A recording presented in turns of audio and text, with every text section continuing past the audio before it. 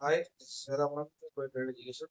இந்த வீடியோவில் நம்ம என்ன பார்க்க போறோம் பார்த்தீங்கன்னா, ஆகஸ்ட் 7ஆம் தேதி நல்ல ஒரு மார்க்கெட் ட்ரெண்டு, ஒரு கேப் டவுன், அதுல இருந்து ஒரு ரிலீஃபான ஒரு ரெக்கவரி.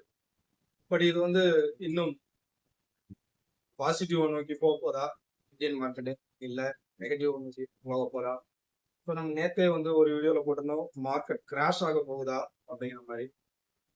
இன்னைக்கு நடந்த விஷயங்களையும் அதே மாதிரி இந்தியா யூஎஸோடைய டேரிஃப் வார், இதை வந்து நம்ம ஒரு பொருளாதார போர்னு கூட நம்ம எடுத்துக்கலாம். ஸோ இந்த விஷயங்களை பற்றி தான் இந்த வீடியோ நம்ம பேச போகிறோம்.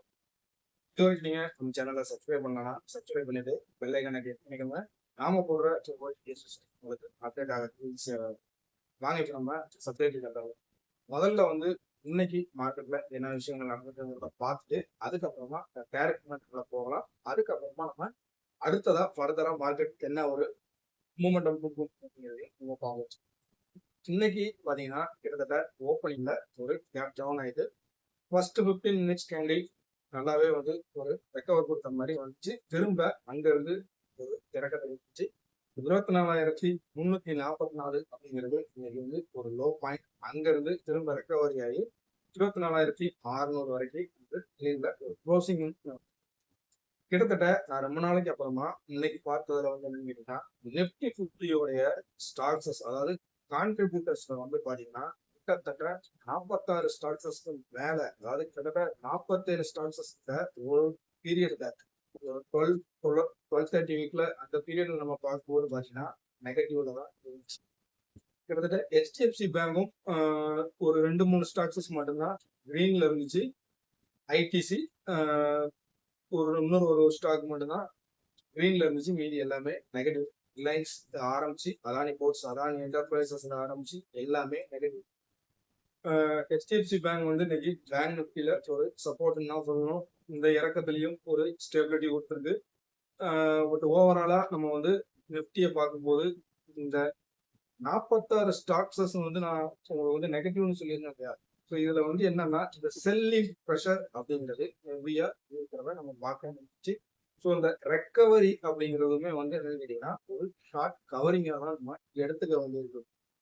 இப்போ கிட்டத்தட்ட இதை எங்கிருந்து நம்ம பார்க்குறோம் அப்படின்னு பார்த்தீங்கன்னா, ஜூலைல இருந்து நம்ம பார்க்க வேண்டியிருக்கு.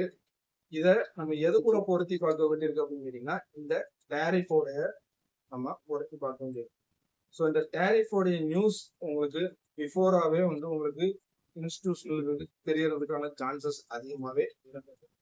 கிட்டத்தட்ட ஜூலைல இருந்து எஃப்ஐஎஸ் உடைய செல்லிங் ஸ்க்ரீன் தான் நம்ம வந்து சொல்லும் போது களியாட்டம் அப்படின்னு தான் சொல்லணும். நல்லாவே செல் பண்ணிருக்காங்க. 46,000 கோடி சொல்லி நம்ம ப்ரீவியஸ் வீடியோல பேசியிருந்தோம். இந்த மந்த்துமே வந்து கிட்டத்தட்ட நம்ம ஒரு 2 வீடியோக்கு முன்னால வந்து பேசும்போதே 6,000 கோடிக்கு வந்து நெருங்கியிருந்தாங்க. நேத்து ஒரு 4,000, கிட்டத்தட்ட ஒரு 10,000 கோடி கிட்ட செல்லிங்க நெருங்கிட்டாங்க. அப்போ இன்னும் ஓவராலா என்ன பண்ண போறாங்க? முதல்ல இந்த செல்லிங் அப்படிங்கிறது எங்க ஆரம்பிச்சது அப்படின்னா, 25,600 ஆரம்பிச்சு 25,000 அப்படிங்கிற ஒரு சப்போர்ட்டை எடுத்து அங்க இருந்து திரும்ப ஒரு 200 பாயிண்ட் மேல விட்டு மறுபடியும் 25,000 சப்போர்ட், திரும்ப ஒரு 200 பாயிண்ட் மேல கொண்டு மறுபடியும் கீழே உடைச்சாங்க. இந்த சப்போர்ட் அண்ட் ரெசிஸ்டன்ஸ் அப்படிங்கிற லெவல்ஸ் வந்து கிட்டத்தட்ட ஒரு 200ல இருந்து 250 பாயிண்ட் வரைக்கும் வச்சு கிளியரா அந்த செல்லிங்கை வந்து நகர்த்திக்கிட்டே வராங்க. இதோடைய பாட்டம் எது? ஸோ இதோடைய பாட்டம் 24,400 அப்படிங்கிற குரூசியல் சப்போர்ட் தானா அப்படின்னு கேட்டீங்கன்னா, அப்போ ஏன் இன்னைக்கு 344 வரைக்கும் கீழே கொண்டு போயிட்டு மேலே எடுத்துருக்காங்க அப்படிங்கிறது வாங்க. இங்க இருந்து ஒரு 100 பாயிண்டோ இல்ல இன்னும் ஒரு 150 பாயிண்டோ மேல ஏத்திட்டு அங்க இருந்து ஸ்ட்ராங்கா ஒரு செல் அடிச்சாங்கன்னா இன்னும் கீழே இறக்குவாங்க அப்படிங்கிறது தான் என்னுடைய வியூகம். அதாவது என்னுடைய வியூவா நான் பாக்குறேன். சரி, இப்போ இந்த யூஎஸ் டேரிஃப்லாம் வரலாம். இது வந்து அவரு ட்ரம்ப்போடைய அனௌன்ஸ்மெண்ட் ஆல்ரெடி 25%, நேற்று வந்து அடிஷனல் டேரிஃப் 25%. ஸோ ஆக மொத்தம் 50% கொண்டு வந்தாங்க. பட் இதுக்கு எதிர்வினையா இந்திய அரசு எடுத்திருக்கிற விஷயம் என்ன அப்படிங்கிறது. ஸோ நேற்று ஒரு ஸ்டேட்மெண்டா இந்திய வெளியுறவுத்துறை வந்து கொடுத்திருந்தாங்க. பட் இது வந்து இந்தியாவுடைய எக்ஸ்போர்ட்டர்ஸ்க்கு ஒரு நம்பிக்கை கொடுக்குற மாதிரியான ஒரு ரிப்போர்ட்டா அப்படின்னு பார்த்தீங்கன்னா என்ன பொறுத்த வரைக்கும் இல்லைன்னு தான் சொல்லணும். ஸோ இது வந்து இன்னும் அடுத்த கட்ட பேச்சுவார்த்தைகள் எப்படி போகும், 5 கட்ட நெகோசியேஷன்லயே ஒரு முடிவுக்கு வரல. ஸோ இது அடுத்த கட்டத்துல என்ன போக போகுது, ரஷ்யாவுடைய ஆயில் பையிங்க இந்தியா ஸ்டாப் பண்ணுமா அப்படின்னு கேட்டீங்கன்னா பில்லியன் கொஸ்டின் தான். அப்போ ட்ரம்ப்போடைய டேரிஃபை ஏத்துக்குவாங்களான்னு கேட்டீங்கன்னா அதுவும் பில்லியன் கொஸ்டின் தான். இப்போ நமக்கு மட்டும்தான் இந்த 50%ஆன்னு கேட்டீங்கன்னா இல்ல, பிரேசிலுக்கும் இதே 50% தான் டேரிஃபா போட்டுருக்காங்க. அவங்களும் ரஷ்யாவோட ஒரு சில ஆயில்ஸ்ல இருந்து பல விஷயங்களை அவங்க வாங்கினாங்க. ஸோ இப்போ பிரேசில் அண்ட் இந்தியாவை நம்ம எடுத்துக்கும் போது அமெரிக்காவுடைய இம்போர்ட் லிஸ்ட்ல ஃபர்ஸ்ட்ல இருக்கிறது பிரேசில், 2வது இடத்துல இருக்கிறது தான் இந்தியா. ஸோ அவங்களுக்கும் அதே எஃபெக்ட் நடந்திருக்கு, நமக்கும் அதே எஃபெக்ட் நடந்திருக்கு. பிரேசிலோடைய பிரசிடென்ட் லூலோ வந்து நேற்று ஒரு ப்ரெஸ் ரிலீஸ்லயுமே அவர் என்ன சொல்லியிருக்காருன்னா, இதை பத்தி நீங்க ட்ரம்ப் கிட்ட பேச்சுவார்த்தை நடத்த போறீங்களான்னு கேட்டதுக்கு இல்ல, நான் வந்து மோடி கிட்ட பேச்சுவார்த்தை நடத்த போறேன், அதே மாதிரி சைனா அதிபர்களையும் நான் பேச்சுவார்த்தை நடத்த போறேன் அப்படின்னு. ஸோ ட்ரம்ப் கிளறி விட்ட இந்த ஸ்டேட்ல பிரிக்ஸ் கூட்டமைப்பு இது ஸ்ட்ராங் ஆக போதா?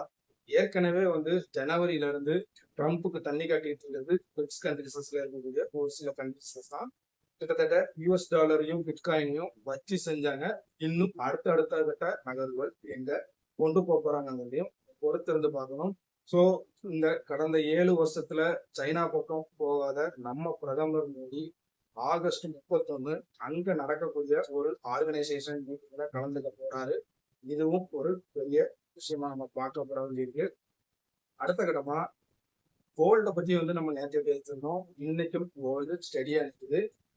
இது ப்ரொஃபஷனல் ட்ரேடரா இருக்கிறவங்களுக்கு நல்லா தெரியும். ஈக்விட்டியை காலி பண்ணிட்டு கோல்டை உங்களுக்கு மெயின் ப்ராடக்டா எடுத்து அதை பெட் பண்ணி ஈக்விட்டியில ட்ரேட் பண்ணுவாங்க.